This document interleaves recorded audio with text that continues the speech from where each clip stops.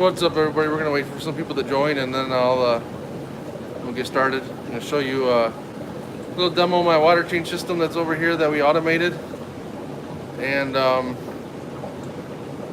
we can do some Q&A if you guys have any questions on any fish that I breed or food or anything that I do, keeping them in aquariums, maintenance, or anything. We'll just let it. If you have questions, just throw them in the chat, and we'll get started here in a few minutes.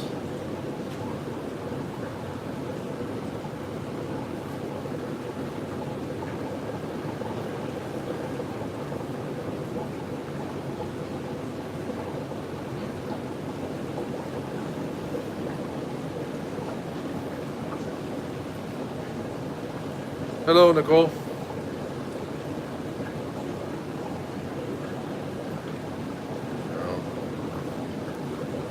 Turn that around. You guys don't want to see my face. You'd rather see some fishes. So, tell you what, these guys have been really breeding lately. Some nasty chromis. Taking a while for this guy to mature, but I gotta go around, spend one day, and just pull females. I gotta have 20 females plus holding in my various groups, so I need to get with it.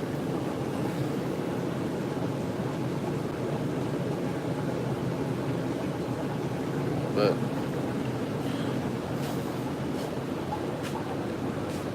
so my water change it's on a timer, and my tanks are drilled, so I'll show that here shortly. But it's Wi-Fi, so I can run it through Ratio, so I can run it. Ratio system is called. I can run it whenever I want. So it's actually pretty neat. Pretty happy with how it turned out. So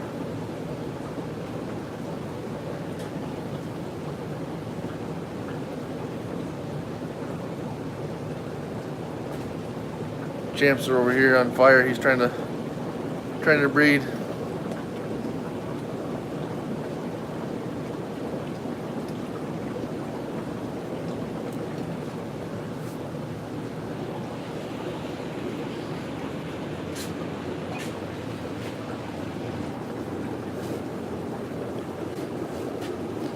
Let's see, maybe some females holding in my Phoenix Cichlids tank too. Like I said, I got females holding everywhere. I got a lot of work to do this weekend. And then pull some fry. Difficult to install. I wouldn't say it was totally that difficult. The biggest thing was drilling the tanks. That was the biggest scary part for me.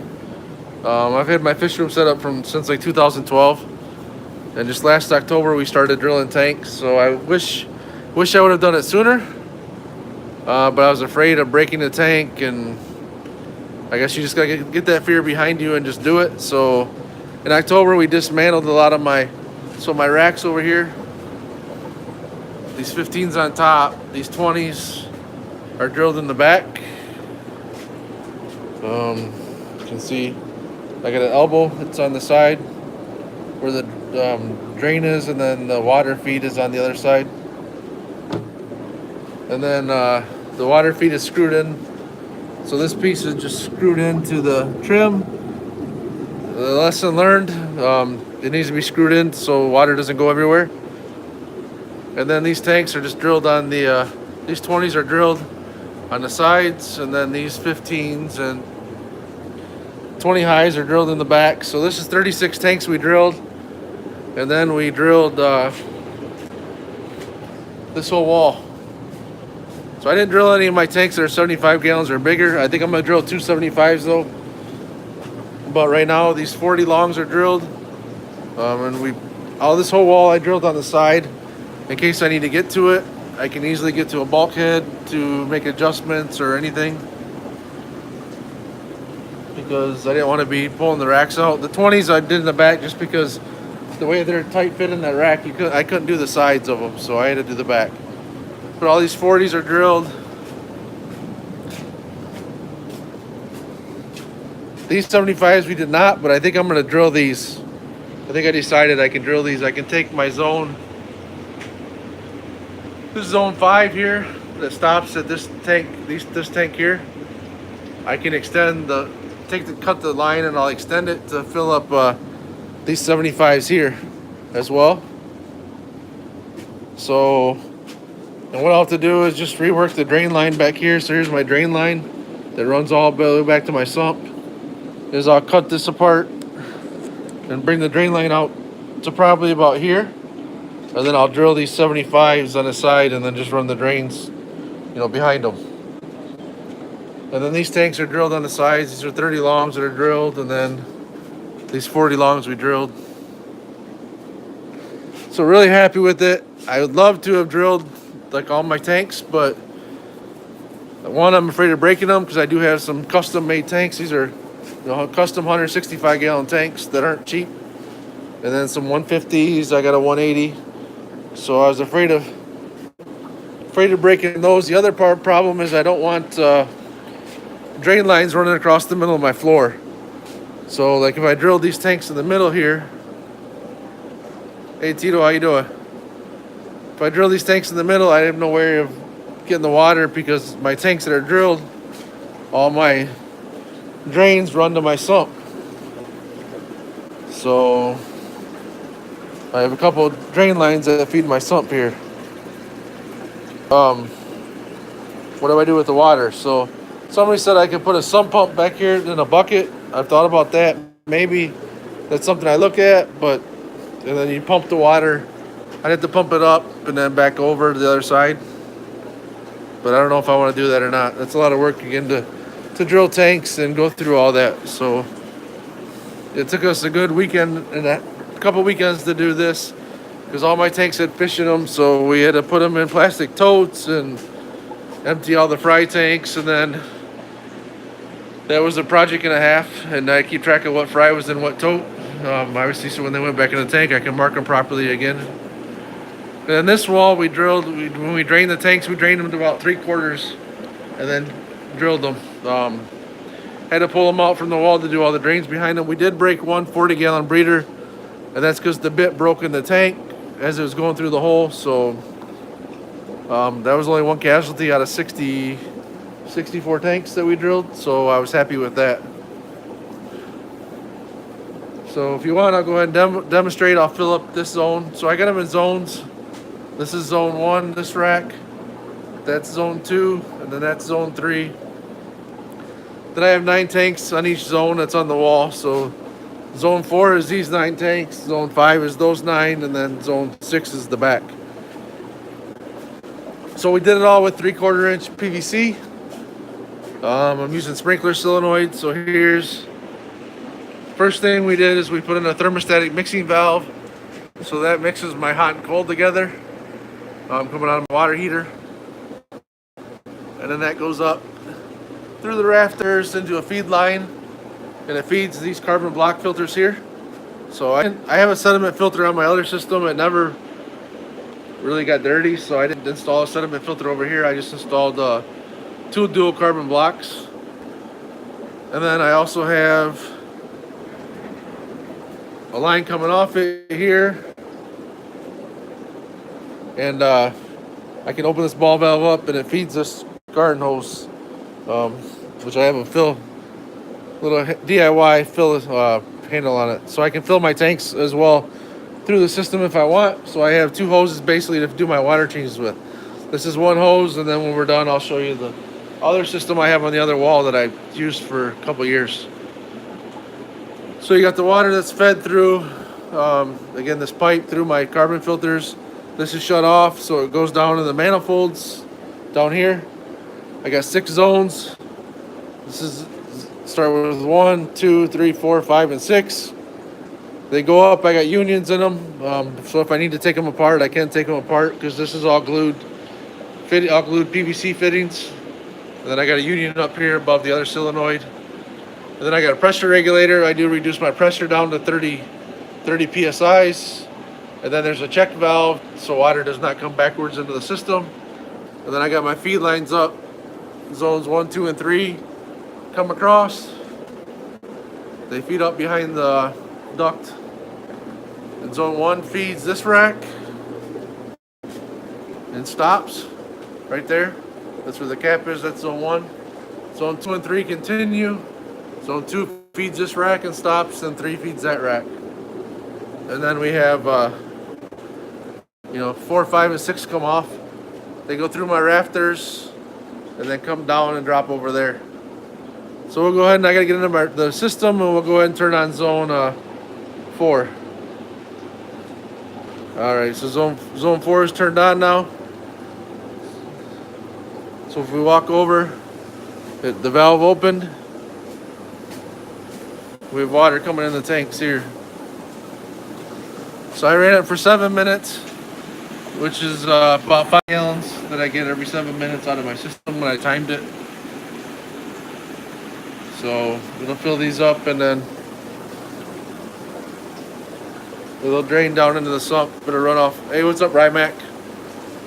It'll drain down into the sumps when it's done here. So pretty happy with it. Was a lot of work.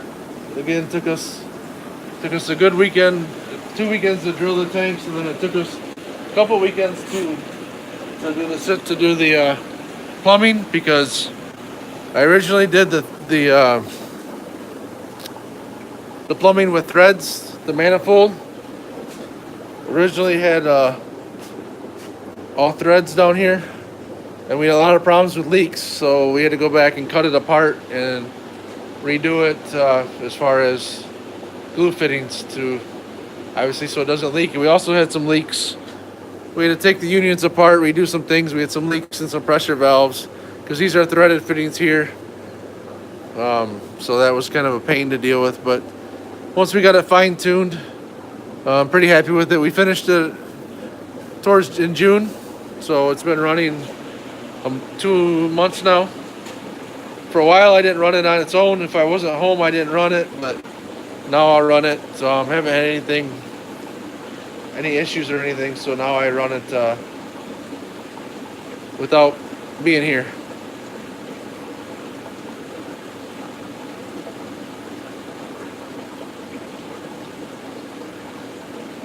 Yeah, matte filters are good. I have them in these tanks because when Universal Rocks made backgrounds, the guy that used the mold made them wrong. So actually these are short, and the backgrounds in these tanks. It's short a couple inches, so the short side is hidden behind here. But in a 40-gallon tank and stuff, matte filters are pretty good. I have them in my 75s too. But they do take up space. I find in bigger tanks, my 125s, when I was breeding a lot of Tropheus a couple years ago, I didn't feel the matte filters was providing enough filtration, just my opinion, for Tropheus. So I started taking them out, and I went to I had sponge filters, and then I went to hang on the back. So I got Cunningham Title 110s on all my tanks that are 125s and bigger. And then of course upstairs, because my tanks, because I have no air upstairs, so they're filtered by the Title 110s. But I also use the box filters now. I went to Gemco and got rid of all my sponge filters and started using box filters, because these are a lot more versatile. A lot easier to maintain, in my opinion, than cleaning a bunch of sponge filters. I can just pull them out, take the polyfill out, put new polyfill in, and I'm good to go. So it's a lot easier to maintain these filters as well. So you can see here, this tank's probably full. It's probably gonna dump down the drain here in a minute.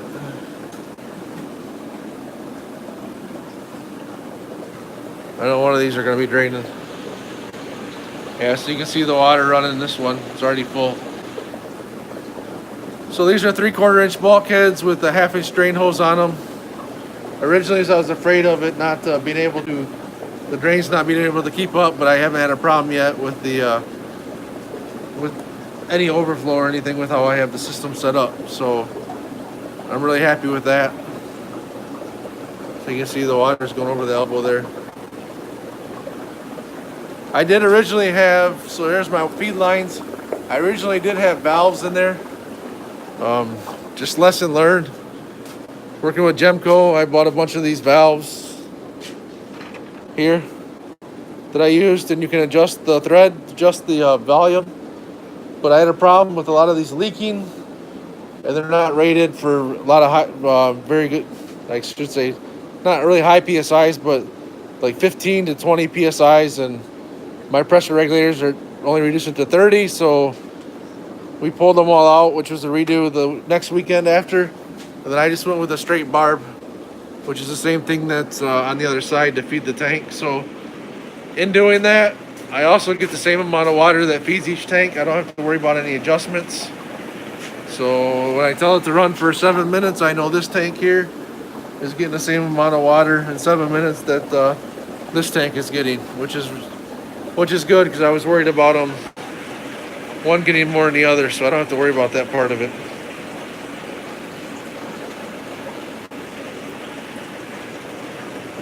So that just feeds my sump, and sump pump empties, and I'm good to go. We're getting some rain here, so my sump pump's getting pretty full. But so the next project will be to add on. Like I said, I'm probably gonna, a couple weeks, I'll drill these 75s and add these onto the system, so that way for my grow outs, I can pretty much have all my grow out tanks or on the same system here.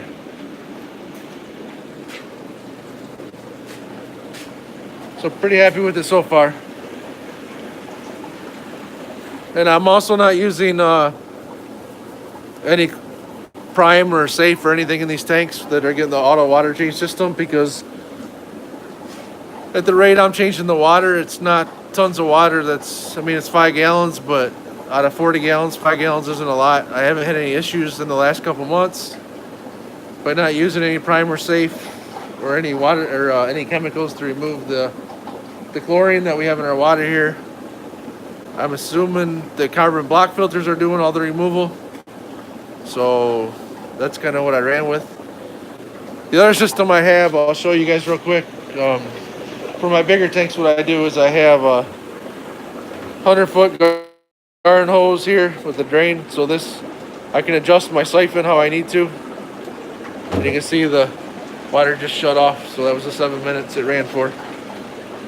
But that goes over here to my, I have a Drummond half-horse transfer pump down there. And I'll run that on my big tanks. And what I was doing when I drain them, this was my old fill system.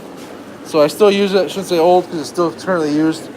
I have water, cold water that comes out, goes into a couple of carbon blocks, and like I said, I have a sediment, but the sediment really doesn't get dirty, so I didn't put one on the other system.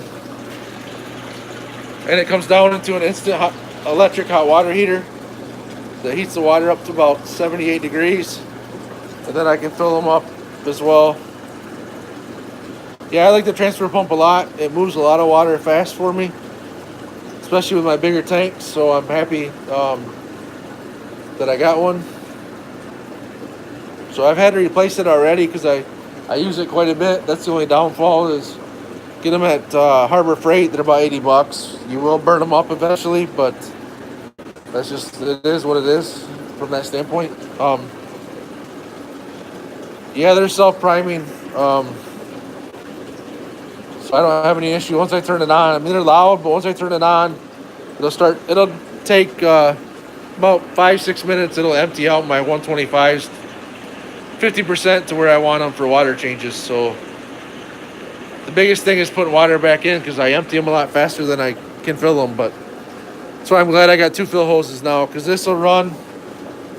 I'll use this fill hose off the system. Again, just the DIY one. This one I do have a temperature gauge on to keep track of the temperature that's going in the water. But this is all done with 1/2-inch CPVC.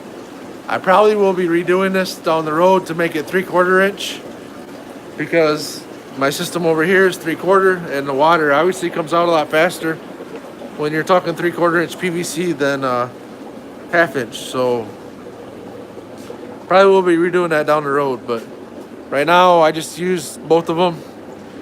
Then eventually, when my hot water heater goes, I probably will put in an instant hot water heater and then just run off of that, and I can get rid of my electric system that's over there.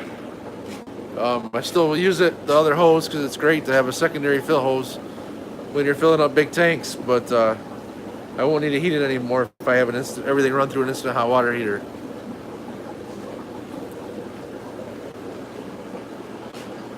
So that's pretty much my system. Really happy with it. Glad I did it. It was scary at first, like I said, drilling tanks, but I wish I would have done it a heck of a lot sooner. I had a lot more time on my hands, especially when I had 140 tanks down here a couple years ago. It would have been great to have had them drilled then. But I'm glad I did it now. In hindsight, it was worth it. Had a lot of help from some buddies, so I appreciate all those guys that come up. That's one great thing about the fish hobby is we all are willing to help each other out and lend a hand no matter what. So, is there any questions? Anybody on the stream wants to ask anything else or see anything in my fish room? If you do, let me know.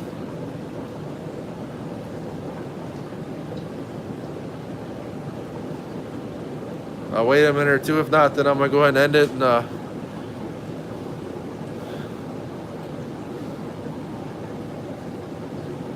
right. Oh, you're welcome, Nicole. If you haven't subscribed to my channel, please subscribe. I try to do weekly videos. Not always on it every week, but I try to and do just different things. I've done a lot of improvements to my fish room that you can see that are on there. From switching all my lights over to LED, they're all on Wi-Fi. I have an air exchanger in my fish room to help with the humidity. For those of you that fish rooms, dehumidifier is a must, but dehumidifiers are expensive to run, so I put in an air exchanger last year as well. Now the auto water change system, so I've done a lot of improvements to my fish room over the years. So if you haven't subscribed, please subscribe to my channel and you'll see, go back and watch different videos, or I'm gonna try and do a live stream maybe once a week. Try and highlight just different things in my fish room or what's going on down here. I have 40 plus breeding groups, so I always have something going on down here. So it's always very active in the fish tanks. So all right, with that, thanks everybody for joining. I appreciate it, and hope you enjoy the rest of your evening.